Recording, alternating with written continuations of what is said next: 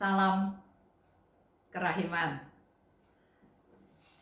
Hari ini saya mau ajak Bapak Ibu untuk lihat dari diary nomor 1783.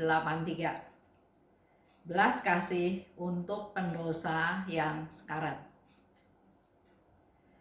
Aku membenamkan diri dalam doa dan menyatukan diri dengan semua misa yang dirayakan di seluruh dunia pada saat itu. Itu yang Suster Faustina lakukan ya. Jadi berdoa dan juga menghimpun, menyatukan semua perayaan Ekaristi di seluruh dunia yang dirayakan pada saat itu.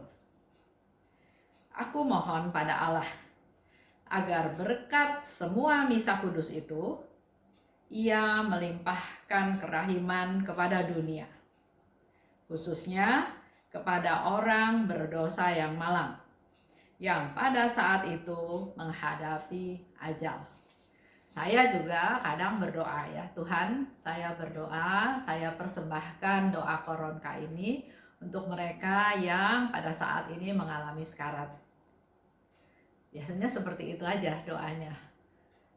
Juga kadang-kadang sebutkan yang saya tahu yang sakit ya, sakit parah, saya sebutkan juga namanya satu persatu sebelum saya mulai doa koronka. Tapi hari ini Suster Faustina memberikan satu hal yang baru buat saya juga. Jadi dia membenamkan diri dalam doa, dia berdoa, tapi dia juga sekaligus mempersembahkan semua perayaan Ekaristi di seluruh dunia pada saat itu kepada Tuhan, supaya Tuhan memberkati, melimpahkan kerahimannya ke seluruh dunia.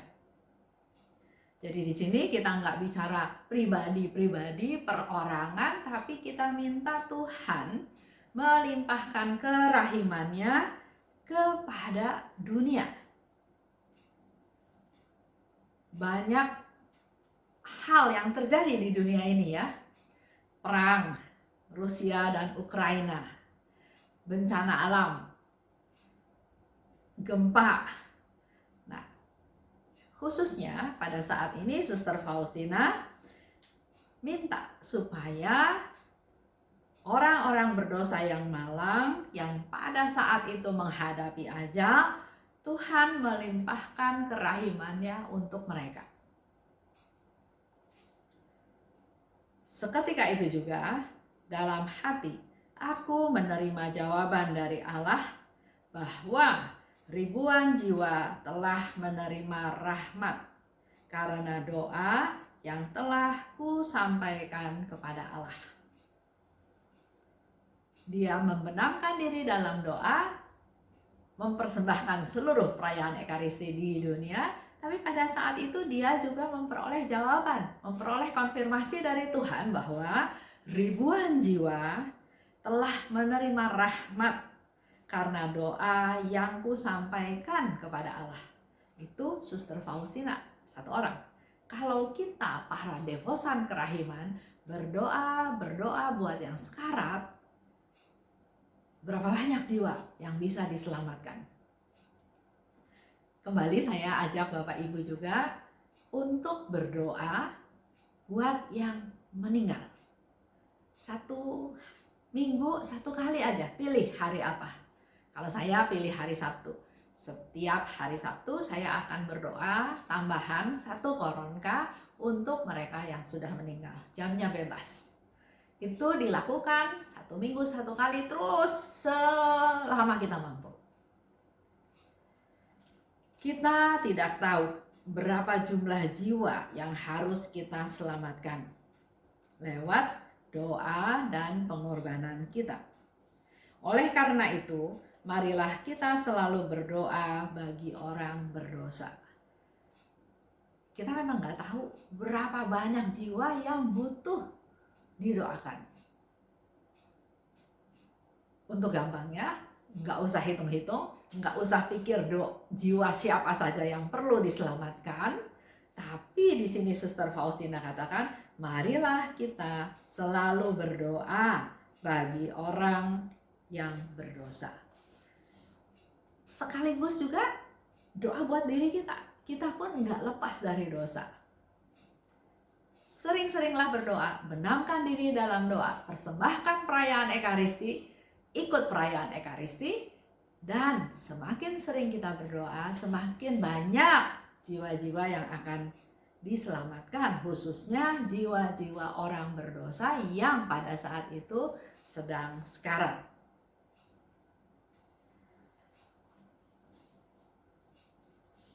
Sharing pastor lagi ya, yang waktu itu dia pikir dia akan meninggal. Dia katakan begini, yang saya pelajari dari kematian, dia sekarat, dia pikir dia tidak tertolong, tapi ternyata melalui operasi dan melalui obat-obatan, melalui perawatan dari dokter, ternyata dia hidup lagi, dia enggak meninggal. Tapi dia punya permenungan. Dia katakan, yang saya pelajari dari kematian adalah saya dipanggil untuk mati bagi orang lain. Seperti yang saya pernah cerita ya, ada orang yang sudah masuk ke dalam tahap antara hidup dan mati, dia hidup lagi, dia bersyukur, dia berterima kasih karena dia hidup lagi. Dia bisa kembali bersama-sama dengan orang-orang yang dikasihinya, dengan keluarganya, aktivitas kembali lagi seperti semula. Tapi juga ada yang bersyukur karena terima kasih Tuhan, karena Tuhan memberikan kehidupan yang kedua buat saya di dunia, memperbaiki hal-hal yang selama ini kurang baik. Kalau buat pastor ini, dia punya satu pencerahan yang lain, di mana dia hidup lagi karena dia punya tugas, yaitu untuk mati bagi orang lain. Artinya sudah melakukan penyangkalan diri, bukan fokus saya lagi, tapi apa yang bisa saya lakukan untuk kepentingan orang lain. Saya mati untuk diri saya sendiri, tapi saya mati untuk orang lain. Biar orang lain yang hidup, biar orang lain yang disupport, yang merasakan kasih Tuhan. Penyangkalan diri. Dan pastor itu juga mendapatkan satu pencerahan bahwa cara saya mati akan berpengaruh pada banyak orang. Ini boleh menjadi refleksi kita. Kita kan masih hidup ya, jadi ada dua. Pastor itu katakan, saya mati untuk orang lain. Saya melakukan penyangkalan diri, rendah hati, berkorban untuk kebaikan orang lain. Itu cara hidup dia setelah mengalami momen sekarat. Jadi ada dua hal ya yang jadi permenungan kita. Pertama, kita nggak usah tunggu sampai sekarat baru punya pencerahan seperti tadi pastor itu cerita ya. Tapi mari kita juga memanfaatkan waktu kita. Pertama, dia hidup lagi untuk berani mati untuk orang lain. Terjadi penyangkalan diri, terjadi kerendahan hati. Bukan saya lagi yang penting, tapi apa yang saya bisa lakukan berguna untuk orang lain. Dan yang kedua, pastor itu katakan cara saya mati. Saya mati nanti harusnya berpengaruh positif pada banyak orang. Artinya kembali lagi kita harus melakukan hal-hal yang kalau saya mati, yang saya lakukan itu, yang sudah saya lakukan itu bermanfaat buat banyak orang, berguna buat banyak orang, berpengaruh positif pada banyak orang. Bapak Ibu mungkin masih ingat lagu ya, lagu Hidup Ini Adalah Kesempatan. Saya mau ajak Bapak Ibu nyanyi ya, mudah-mudahan saya masih hafal. Hidup ini adalah kesempatan, hidup ini untuk melayani Tuhan. Jangan sia-siakan apa yang Tuhan beri.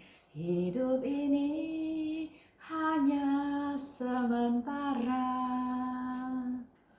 Oh Tuhan, pakailah hidupku selagi aku masih kuat. Bila saatnya nanti ku tak berdaya lagi, hidup ini sudah jadi berkat. Ya, mari kita manfaatkan waktu yang ada supaya bisa memberi pengaruh positif pada orang di sekitar kita. Terima kasih. Salam kerahiman.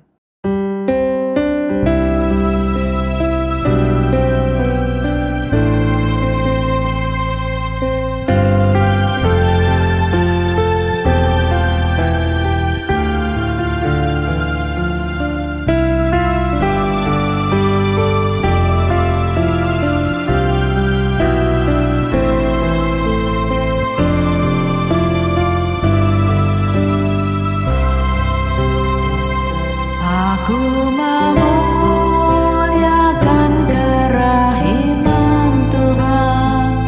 Aku memuliakan kerahiman Tuhan.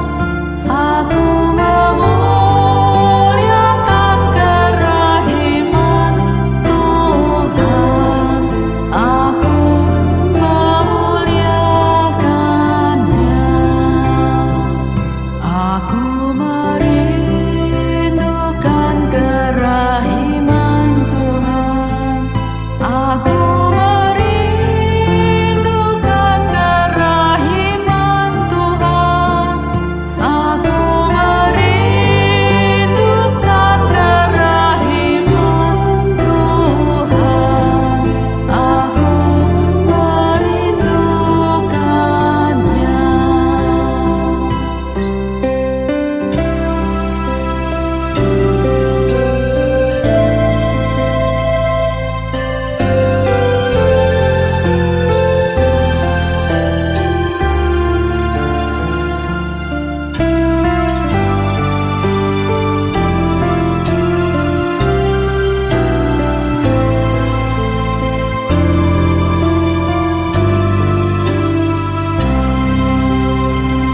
Aku mewartakan kerahiman Tuhan. Aku mewartakan kerahiman Tuhan. Aku mewartakan kerahiman Tuhan.